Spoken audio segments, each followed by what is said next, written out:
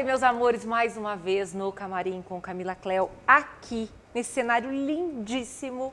E a minha convidada de hoje é a dona de tudo isso aqui, a Paula Souza, ceramista e designer de argila. Paula, é um prazer estar aqui no seu local. Eu sempre falo, é um prazer receber os meus convidados, mas eu sou recebida semanalmente aqui. Paula, é um prazer, querida, e eu gostaria que você se apresentasse para o público.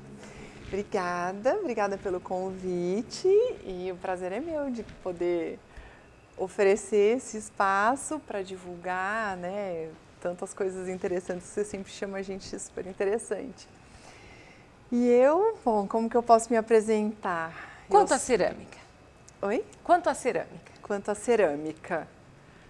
Eu sou ceramista, pronto. Eu gosto de inventar peças e que sejam funcionais, decorativas, utilitárias, mas eu gosto sempre que elas tenham um design diferente e eu sempre conto muito com a minha filha que trabalha comigo, que realmente é designer gráfica e está fazendo design de interiores. Ela está vindo para agregar e a gente trazer cada vez mais elementos diferentes, inovadores dentro da cerâmica. Como você começou, Paula? Eu comecei assim como hobby, né? Eu acho que como a maioria dos ceramistas, assim, eu comecei como hobby. Fui começar com a Ride Corona, que ela é assim, para mim, uma referência. Eu, quando vejo ela ali trabalhando no torno, aquela coisa da criação japonesa, da cultura japonesa, o fazer, você aprender fazendo e repetindo, repetindo, repetindo, até ficar bom, com aquela paciência, aquele tempo. Eu fiquei muito apaixonada pela cerâmica ao vê-la fazer. Porque o torno não é fácil, gente. Vocês não sabem, mas meu pai tinha torno, porque meu pai era artista plástico. Não é fácil, né, Paula? Não. Às vezes a gente vê naquele filme Ghost, aquela coisa certinha. Não é assim, né, Paula? Não é. Só que como eu sou fisioterapeuta de formação, né, e trabalhava assim desde neuropediatria, né, durante todo o meu processo de carreira, acabei fazendo a fisioterapia esportiva, então a coisa do controle corporal era muito forte em mim. E quando eu sentei no torno e ela me falou o que eu precisava para centralizar a peça, eu entendi perfeitamente rápido, assim, que era coisa do centralizado, respirar, né, deixar subir pressão, centrífuga e tal, fazer biomecânica. Então, foi fácil o entendimento, depois era questão de praticar. E é uma terapia, você ficar ali deixando redondinho, não é? Ou não. Ou você esmurra a peça de uma vez que você está irritado. Então, se você tiver essa ansiedade de querer fazer, você pode ficar irritado. Mas se você pensar que não importa a peça, que importa é aquele momento, você se conectar com aquilo e respirar, quando você consegue centralizar, parece um mantra, assim, eu fico até, sabe, assim, em transe. Eu fico em transe mesmo, assim. Só que uma coisa é você fazer no torno, uma peça, conseguir realizar, né, centralizar, subir e tal, e outra coisa é você fazer produção, que é o que depois desse período de hobby, de descobrimento, que argilas, o que eu posso fazer com a argila, que tipo de argila que tem, qual a temperatura máxima que ela chega, as reduções, os esmaltes, não sei o quê. Aí, primeiro você começa assim, tendo referência de outros ateliês, né? Você vai passando por vários, vai se identificando com a forma de alguns professores, né? E são as fases do artista também, né? Você vai ter fase gostando de determinada situação, uma fase de alta temperatura, depois a gente fala para vocês. Não é assim? A esmaltação também, isso, né?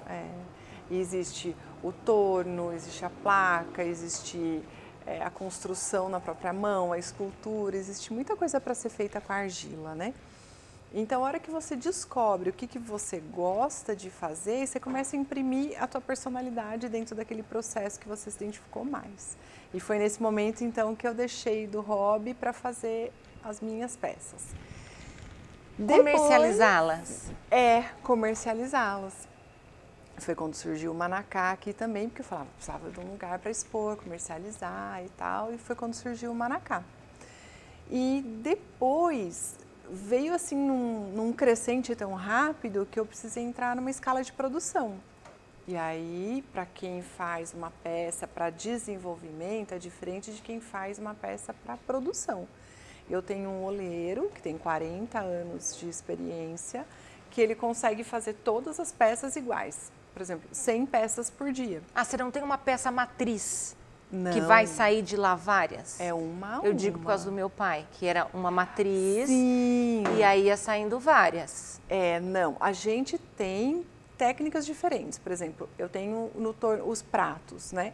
Os pratos, eles funcionam melhor no torno de esteca, que são os moldes. Então, o oleiro, a gente desenvolve lá junto um modelo, um tamanho, né? Uma peça, um design. Aí, aquilo funcionou bem, a gente dominou argila, esmalte, temperatura e tal. Então, agora vamos colocar em linha de produção. Faço o molde de gesso, né? E depois a equipe que faz a reprodução consegue fazer sem ter esses anos de experiência todos, porque você não consegue uma pessoa com essa prática de fazer produção assim, né, logo ali.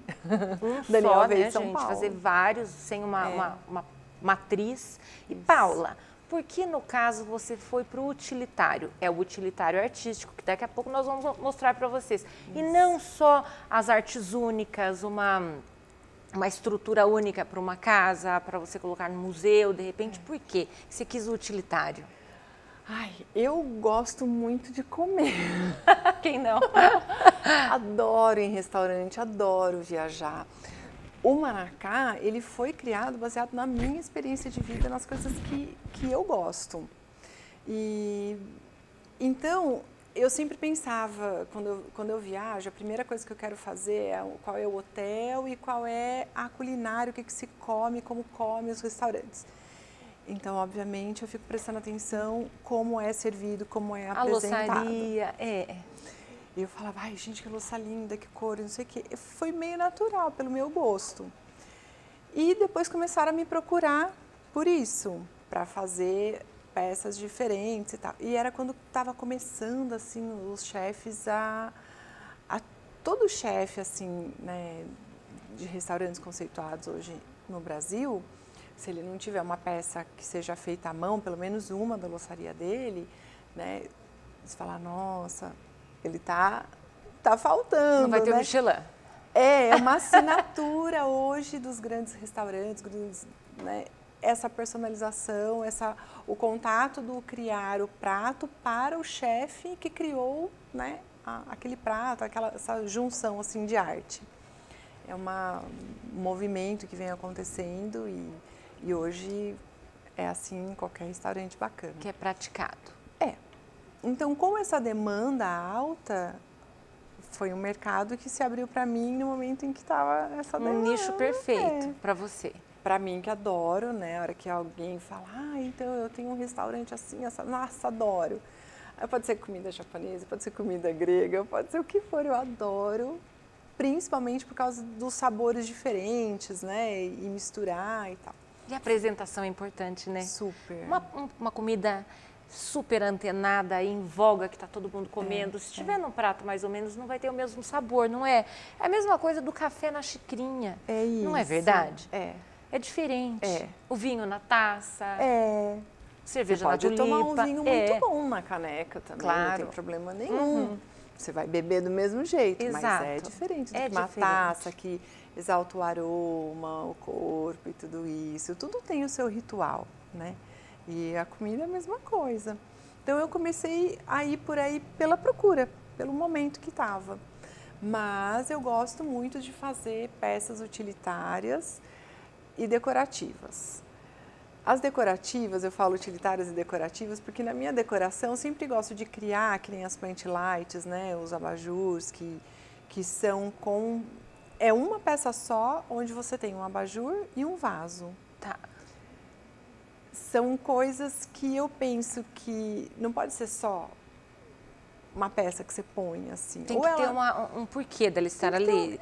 Uma funcionalidade, algo a mais, sabe? Uma razão dela existir.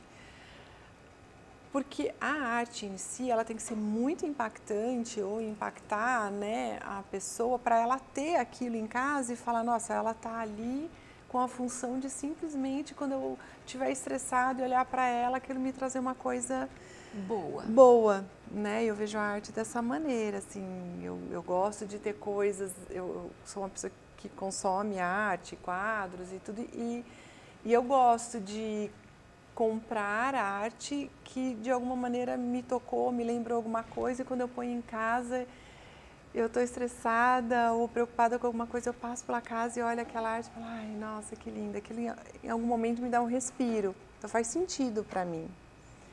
E eu estou nesse momento agora da minha vida, passando dos utilitários para os utilitários decorativos, e agora vou me lançar, vou me atrever mais com a arte, assim mesmo.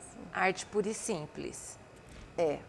Aí, Paula, corre a boca miúda, reza a lenda que Paula tem novos projetos.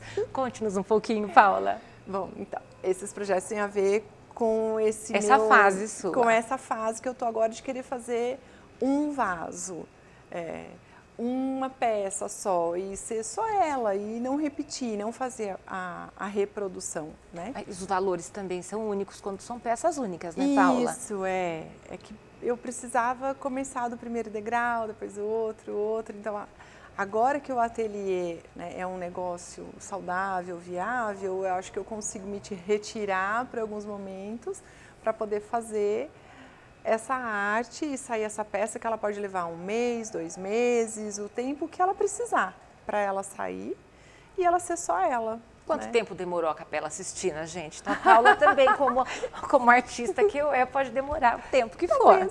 Não é? Pode ser que depois já foi, né? Eu já fui e fique, né? Pelo menos minha arte ficou. Exatamente. E aí, em direção a isso, eu falei, bom, vamos então abrir uma loja em São Paulo, onde a arte pulsa muito, entre Pinheiros e Vila Madalena. A gente vai abrir uma loja, que fica ali na Ferreira de Araújo. Que não é uma loja em si, onde vai vender cerâmica, as minhas coisas que são em coleção ou que são de catálogo, ou só arte, mas eu chamo de desafio, porque eu vou estar com outros artistas, então eu vou estar sempre convidando outros artistas para fazer um desafio comigo, né? O material que ele trabalha, sempre, com o estilo dele, com a técnica dele e o que ele quer fazer com as minhas peças. Então a gente vai... Gente, que interessante isso. A gente vai fazer uma troca de materiais e de experiências, assim. Paula, e a título de considerações finais, dê uma pincelada sobre o ateliê de Itaí. Tá. Bom, o ateliê de Itaí, ele nasceu no meio da pandemia ali, porque eu vim para o interior. E aí eu montei o barracão, vi que eu consegui uma equipe super engajada para aprender. Eu estou ensinando, hoje eu tenho alguns ceramistas já, que eu posso chamar assim, dentro da minha equipe que nunca tinham contato. E o ano que vem o projeto é fazer workshops, todo mundo me pede, para fazer visita tem que agendar horário? Eu falei, sim, hoje como a gente tem uma produção muito, né, cheia, preciso agendar uma visita para que a gente possa poder receber, mas o ano que vem a gente pretende ter workshops para o pessoal da região, poder ter contato, fazer um pouco de cerâmica. E eu convido as pessoas então a entrarem em contato e entender um pouquinho mais de como funciona a cerâmica. Perfeito, o contato estará aqui embaixo, tá, gente? E quando vier esse workshop, vocês ficarão sabendo. Até o próximo bloco.